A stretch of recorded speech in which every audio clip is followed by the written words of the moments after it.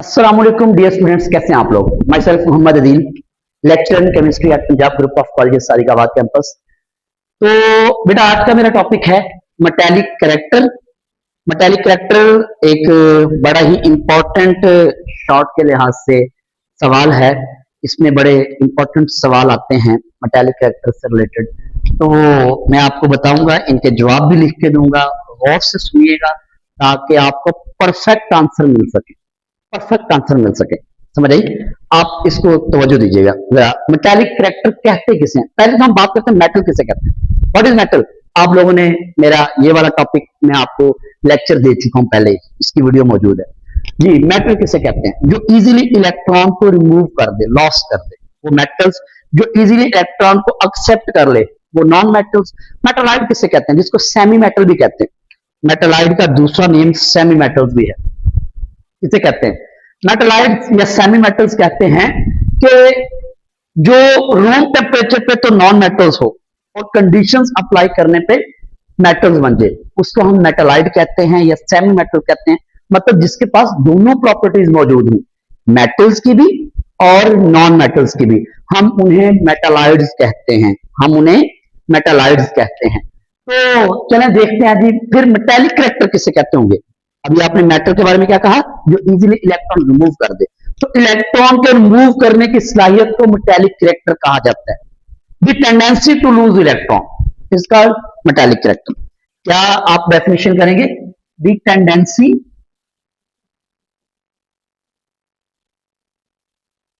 To lose electron.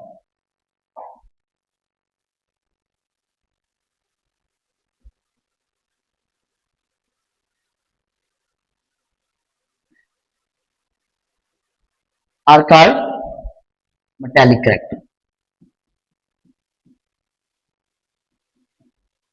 The tendency to lose electron is called metallic character. उसको हम metallic character कहते हैं। ठीक है जी। तो अब देखिएगा, मैं जरा आपको अकॉर्डिंग टू पीरियोडिक टेबल हम बात करते हैं। बेटा पीरियोडिक टेबल आपके बारे में आपको बड़े अच्छे से आता होगा। पीरियोडिक टेबल मैं थोड़ा सा स्केच बना के आपको एक्सप्लेन करने की कोशिश करता हूं। बेटा इजी है, मुश्किल नहीं है, बस थोड़ा सा आपके साथ रहना है। तवज्जो दीजिएगा। ये है मेरे पास पीरियोडिक टेबल। इसमें आपको पीरियोडिक टेबल का भी पूरा पूरा हिंट मिलेगा। ठीक है, मजीद आपका इंशाल्लाह कंसेप्ट क्लियर होगा। ये देखिएगा जी,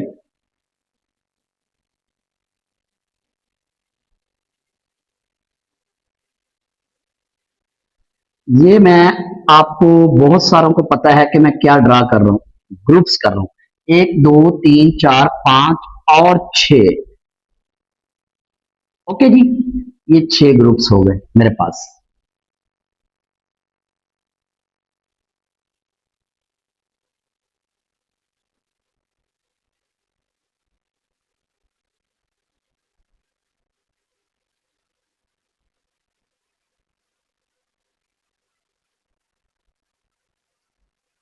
ये देखिए जी,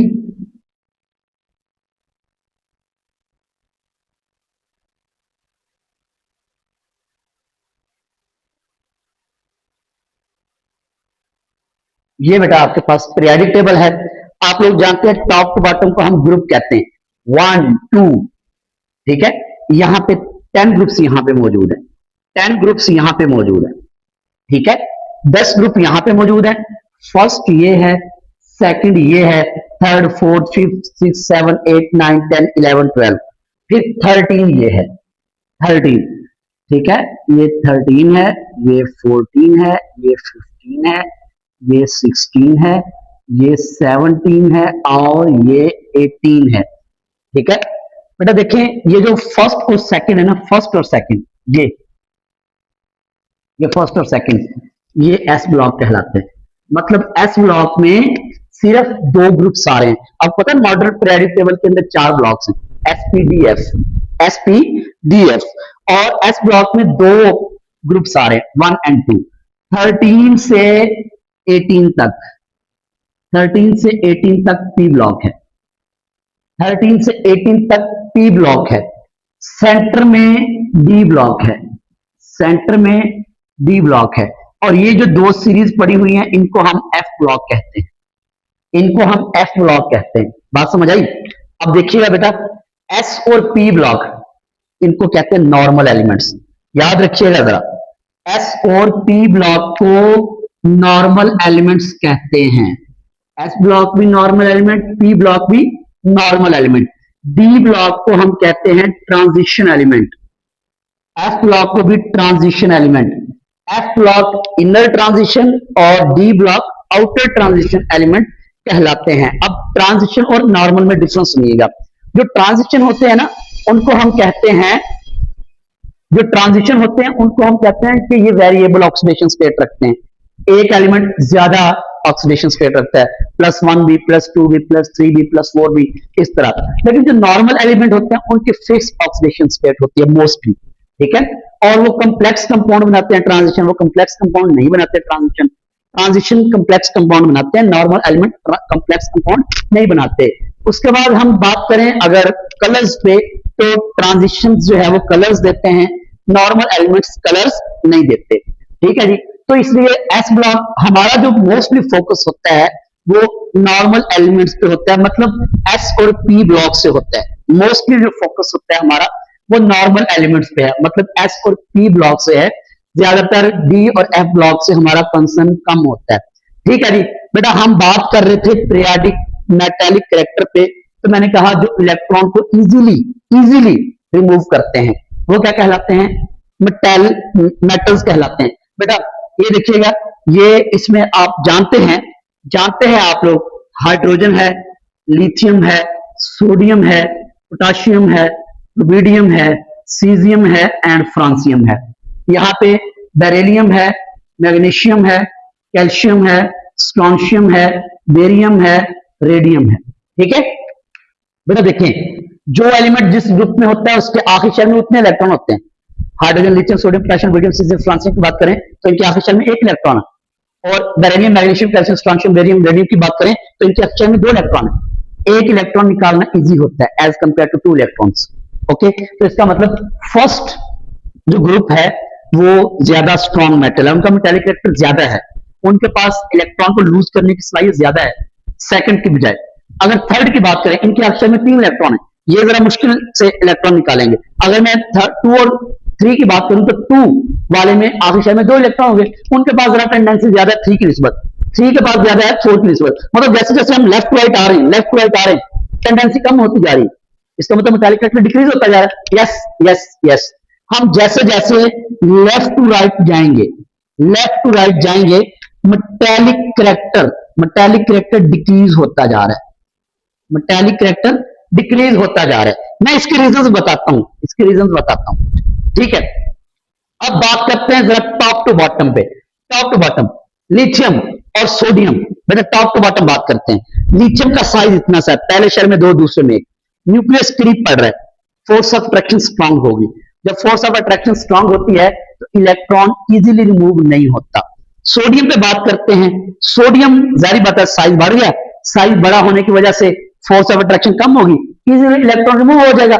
जब इजीली इलेक्ट्रॉन, इसका मतलब सोडियम के पास इलेक्ट्रॉन को लूज करने की सलाहियत ज्यादा है लिथियम की निस्बत, और सोडियम के नीचे पोटाशियम है, पोटाशियम के पास इलेक्ट्रॉन को लूज करने की सलाहियत ज्यादा है सोडियम की निस्बत। इसका मतलब टॉप टू बॉटम जब हम आ रहे हैं टेंडेंसी इलेक्ट्रॉन को लूज करने की बढ़ती जा रही है। अब टेंडेंसी इलेक्ट्रॉन को लूज करने की बढ़ती है, इसका मतलब मेटालिक कैरेक्टर इंक्रीज हो जा रहा है। Yes, metallic character top to bottom, metallic character top to bottom metallic character increase हो रहा है, ठीक है। टॉप टू बॉटम हम आएंगे तो मेटालिक कैरेक्टर इंक्रीज होता जा रहा है, क्योंकि मेटल एलिमेंट की इलेक्ट्रॉन को लूज करने की सलाहियत इंक्रीज होती जा रही है। बात समझ आई? ये था हमारे पास इसका फ्रेंड्स। अब मेटल्स और नॉन मेटल्स, अब मैं सवाल प्रॉपर लिखता हूं, आपके पास जो सवाल आएगा, ठीक है, वो जरा इस तरीके से आ सकता है, why metallic character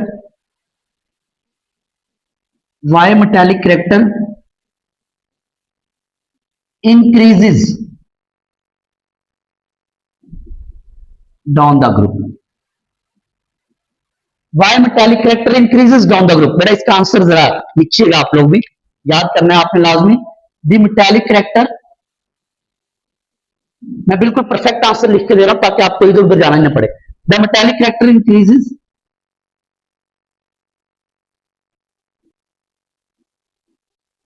down the group because the tendency of losing electron,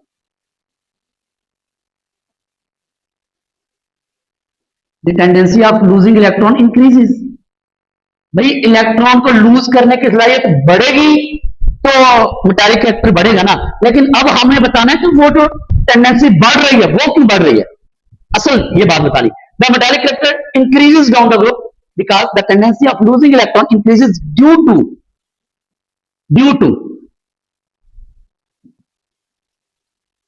larger size of atom, atom का size top to bottom increase हो रहा है, बढ़ रहा है। Larger size of an atom, and जब साइज बढ़ जाएगा न्यूक्लियर अट्रैक्शन क्या होगी, कम हो जाएगी। Yes, larger size due to larger size of an atom and less nuclear attraction, less nuclear attraction. ये है जी आपका बिल्कुल परफेक्ट आंसर। ओके, नेक्स्ट जो सवाल आपके पास आ सकता है इससे रिलेटेड जो है क्वेश्चन नंबर 2, क्वेश्चन नंबर 2 में जो सवाल आएगा वो ये है कि why metallic character decreases along the period,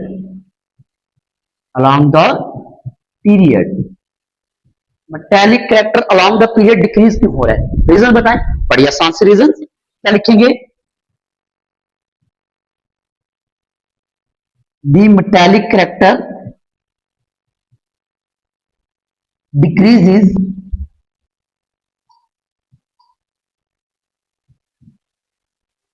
along the period because the tendency of electron, the tendency of losing electron, sorry, the tendency of losing electron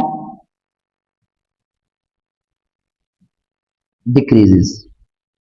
जब इलेक्ट्रॉन की लूज करने की सलाहियत कम होगी तो जाहिर बात है मेटालिक करेक्टर कम होता जाएगा। अब वो मेटालिक लूज इलेक्ट्रॉन की टेंडेंसी कम की हो रही, वो वजह होता है due to smaller size of an atom and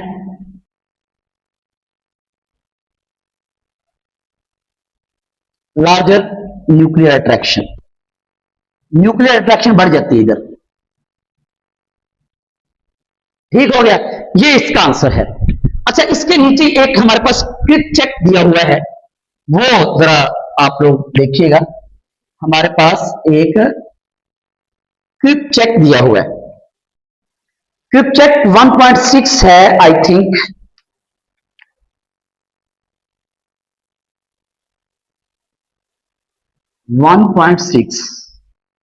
अच्छा उसमें एक सवाल दिया हो, एक तो खैर फ्रेंड ही पूछा होगा कि metallic character down the group या अलोंग द पीरियड क्या हो रहा है, वो आपने मतलब बता दिया। एक उसने पूछा हुआ है मेटालिक करेक्टर ग्रुप 14 का बताएं। ग्रुप 14 बेटा ये देखिए, ग्रुप 14 ये है ग्रुप 14, ये carbon, silicon, germanium, tin, lead, इसकी वो बात कर रहे हैं। ग्रुप 14 का जरा मेटालिक करेक्टर बताइएगा।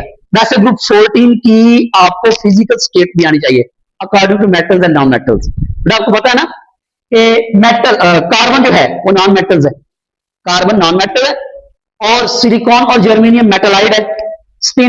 जो स्टेनस जो है और कोलंबस जो है, ये दोनों जिसको हम टिन और लेड कहते हैं, ये दोनों मेटल्स हैं। ये दोनों वैसे अगर देखा जाए तो मेटालिक करेक्टर वैसे भी नॉन मेटल से मेटल की तरफ ही आ रहा है, इंक्रीज भी हो रहा है, ये भी आप बता सकते हैं। लेकिन दूसरी बात आपने ये भी बतानी है हम ग्रुप की बात करें ना, ग्रुप 14 की, यहां लिखिएगा the metallic character increases down the group 14, plus group 14 mention कर दीजिएगा।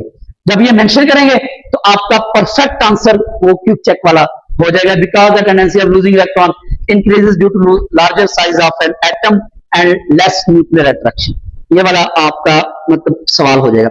अच्छा, दूसरा सवाल उसने पूछा हुआ है कि मुझे ग्रुप 14, 15 और 16 में से सेमी मेटल बताएं कौन से हैं। दोबारा सवाल सुनिएगा, सवाल है उसका ये वाला, सवाल उसका ये है कि ग्रुप 14, 15 एंड 16 में से सेमी मेटल्स बताएं कौन कौन सी हैं। सेमी मेटल मतलब मेटलाइट यार, सेमी मेटल्स मतलब मेटलाइट। सेमी मेटल्स बताएं कौन कौन सी हैं। तो बेटा देखिएगा जरा, ग्रुप 14, 15 और 16 में मैंने आपको स्टेप स्टेयर्स बताए थे। स्टेप स्टेयर्स मतलब सीढ़ियों का स्टेप, सीढ़ियों के स्टेप, स्टेप स्टेयर्स। ये देखें, मैं इधर भी हम बात कर लेते हैं बेटा। ये देखें, यहां पे अगर देखें तो आपको पता है ना, boron, aluminium, gallium, indium, thallium. ये क्या है? Nitrogen, phosphorus, arsenic, antimony, bismuth.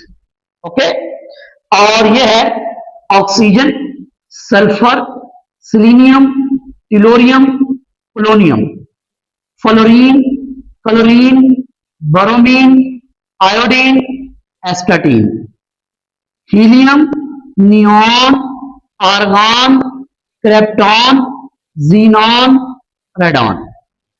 ठीक, अब जरा देखिएगा, मैं आपको बताने लगा हूं सेमी मेटल्स कौन कौन से हैं। बेटा पूरे पीरियोडिक टेबल के अंदर 7 सेमी मेटल्स हैं। ओके, ये देखिए वो कौन कौन से हैं। ये ऐसे, फिर ऐसे, ठीक है, इन दोनों को मैं सर्कल कर रहा हूं।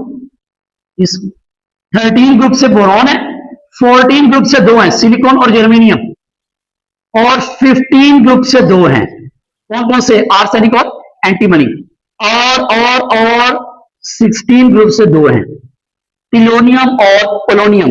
मैं जरा यहां लिख भी देता हूं, मैं यहां लिख देता हूं। ये देखें, 13 ग्रुप से बोरॉन, फिर 14 ग्रुप से सिलिकॉन और जर्मेनियम, फिर आगे है 15 ग्रुप आर्सेनिक और एंटीमनी, फिर आगे है टिलोरियम एंड पोलोनियम 16 ग्रुप।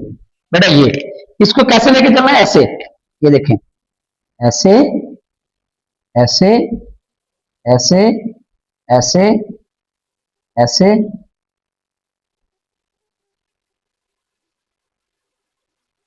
ओके जी, ये जी बन गया। ये जरा पहले वाला स्टेप बड़ा बना है, बाकी स्टेप नॉर्मली है। बोरॉन, सिलिकॉन, अब मैं लिख भी देता हूं। ये जो है बोरॉन ग्रुप 13 से है, ये 14 से है, ये 15 से है, ये 16 से है। हाँ जी, वैसे तो आप सातों के सातों एलिमेंट फिंगर टिप्स पे याद कर लें, ये आपके सामने लिखे भी हैं। बोरॉन है, सिलिकॉन और जर्मेनियम है, आर्सेनिक और एंटीमनी है, टिलोनियम और पोलोनियम है, टिलोरियम और पोलोनियम है। बेटा ये आपने, बाकी आपका जो सवाल था वो ग्रुप 14, 15 और 16 से था, तो 14 के ये एलिमेंट है, दो 15 के ये 16 से। आगे एक और सवाल भी लिखा हुआ है उसने, वो ये है, what are semi metals. Semi metals क्या होते हैं? सेमी मेटल मैं अभी आपको बता चुका हूं क्या होता है सेमी मेटल्स। मेटालाइट्स को ही कहते हैं, मेटालाइट्स को। इसमें परफेक्ट आंसर भी लिख देता हूं, ये वाला जरा आप कीजिएगा। द एलिमेंट्स विच आर, बल्कि विच एक्ट एज लिख लें, which act as non metals at room temperature, room temperature, but by giving conditions, giving conditions या अप्लाइंग कंडीशंस, लफ्ज अप्लाइंग ज्यादा बेहतर है। By applying conditions it becomes metals. Okay, yeah, it becomes act as it act as metals. उसको हम वो metals के तौर पे act करना शुरू कर दे तो उसको हम semi metals कहते हैं. एग्जांपल्स ये दे सकते हैं, बोरॉन दे सकते हैं, सिलिकॉन, जर्मेनियम दे सकते हैं, आर्सेनिक, या आप सारी की सारी आपके पास एग्जांपल्स है, आप दे सकते हैं. आप सिलिकॉन दे रहे हैं, आप जर्मेनियम दे रहे हैं, आप आर्सेनिक दे रहे हैं, एक्सेट्रा बहुत सारी. तो ये आपके पास सेमी मेटल्स की डेफिनेशन और एग्जांपल्स. आज का हमारा टॉपिक जो है वो बिल्कुल कंप्लीट हुआ. मेटालिक कैरेक्टर इंशाल्लाह इंशाल्लाह नेक्स्ट लेक्चर में मुलाकात होगी. अगर आपने चैनल को सब्सक्राइब नहीं किया तो आप लाजमी कर दें. बाकी मुलाकात होगी नेक्स्ट लेक्चर में. तब तक के लिए अल्लाह हाफिज.